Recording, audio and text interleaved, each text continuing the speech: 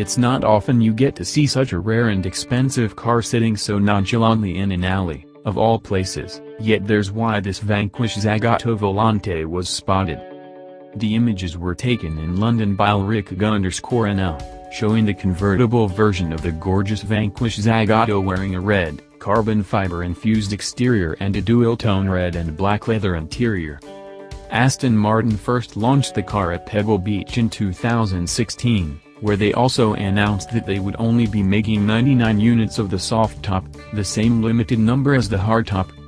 If you think this car isn't exclusive or expensive enough, we'll just point out that, a couple of weeks ago, a Swiss dealer put a Vanquish Zagato Volante up for sale and the asking price was roughly $1.5 million.